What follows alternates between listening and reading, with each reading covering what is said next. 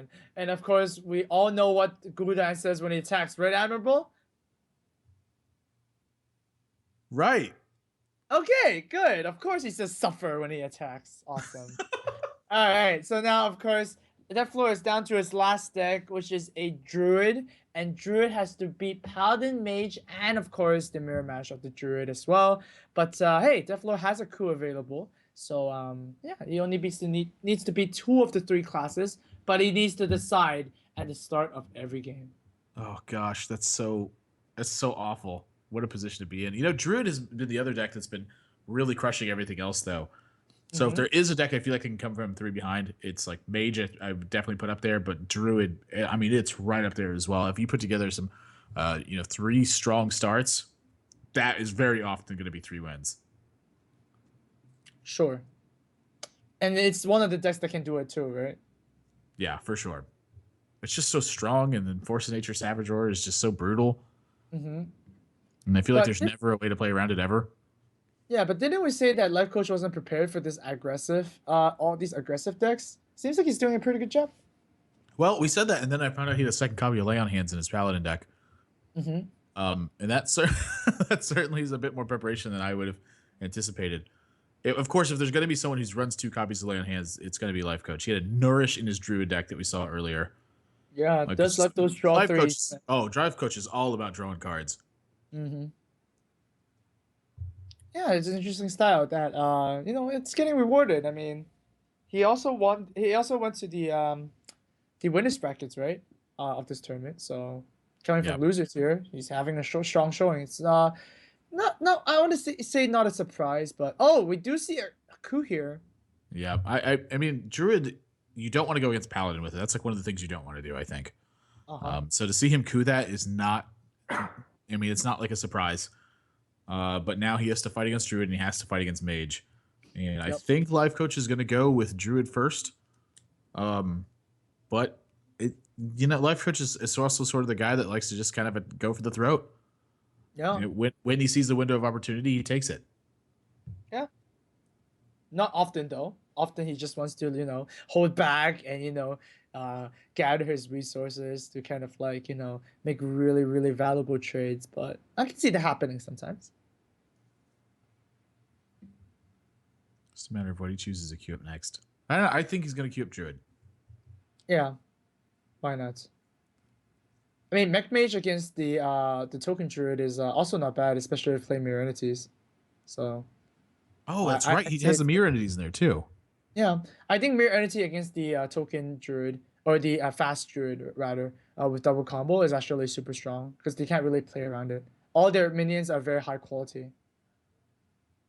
It's tough to play around mirror entity in that, like when you just have a bunch of minions that are kind of fitting the curve.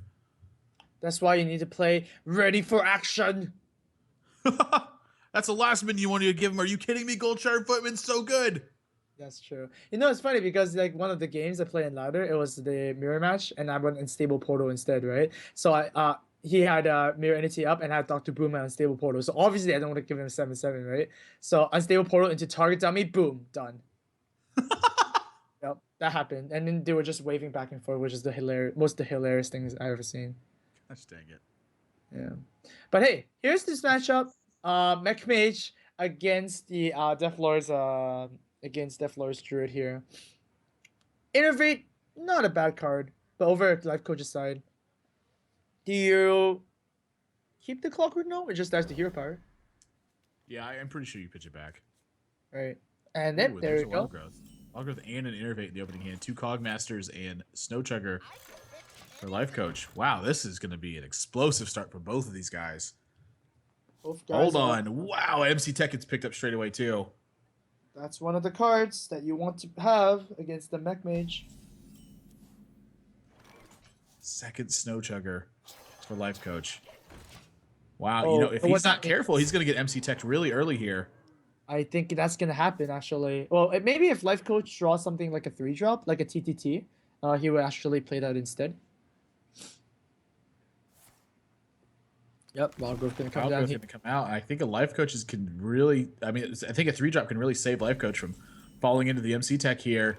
He doesn't get it, though, and I would be astonished if he doesn't plow these both onto the board. and go Yeah. for the gusto. Flamer that doesn't hurt your face, and the 2/3 that freezes your opponent's face. Man. Whoa, he's actually thinking about it, is he? Oh, okay. Let's imagine that he's actually thinking about it. It's not going his life coach kind of phase. Oh, he's definitely Wow! thinking about it. Are you kidding me? This is he's in the tank right now. This is That is really heads up. Or is it? Because I mean, if he doesn't play the 4th creature, then Dethelor is just gonna innovate a Sylvanas, for example, right? oh my gosh, this moment is crazy right now. He's actually considering it. Do I lose if I get MC Tech this turn? That is what is going on through his mind. The answer is...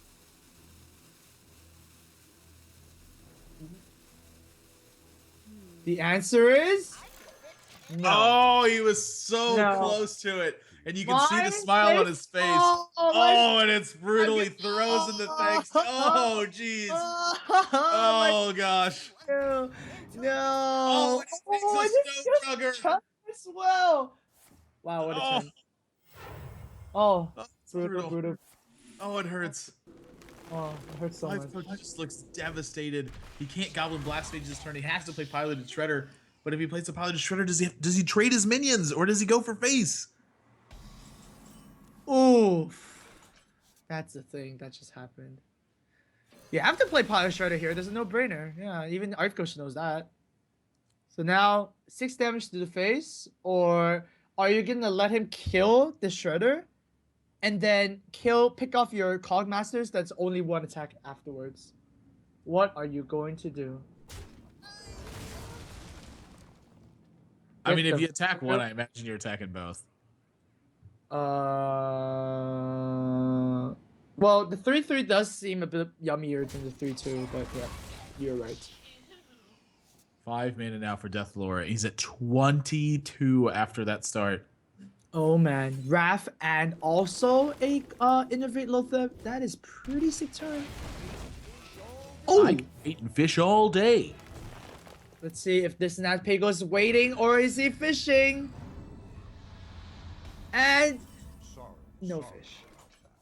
Sorry about that. Gosh dang it. I really wanted to go, ha! Caught one. Maybe next time, but you did it anyways. God damn it, admirable.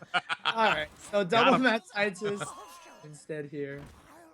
You know, it's interesting to note too that we know that Lifecoach is only running 1 copy of Mirror Entity, so if both of these die, there's no consequence if he has a Mirror Entity present while the second one dies. Because remember, he had 1 copy of Mirror Entity earlier. That's right. We saw this for sure. Pago's gonna eat some mushrooms. No, Pago! And Todd is gonna come down, and because Lifecoach actually got his early game foiled by the MC Tech, his whole aggressiveness is just stopped. It's just stopped, right? Dead in the tracks.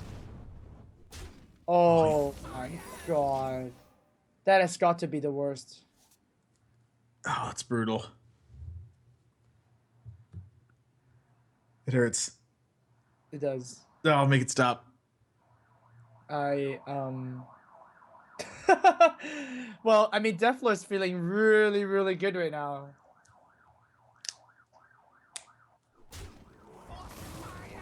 Alright, no secret, but I mean, obviously, that's not... You only have 1 copy anyway, so it doesn't really matter. Yeah, he's going to dismantle everything. Yep. You definitely play Shade next Ramus here, right? Whoa, he's going to go for face, actually, and not play a minion at all. Interesting, because of a... Whoa, I am really surprised by that. Well, because of the immunity, right? Yeah, you just play Shade, though, right? But then the Shade actually gets to trade upwards to the Lothab. I don't know, it's actually pretty close. But then if you don't play Shade last turn, then what do you play this turn? Well, you could have just traded your Lothab. You didn't have to attack for 5. Yeah. I actually agree with that. So that's kind of weird now. So what do you do now? Really weird.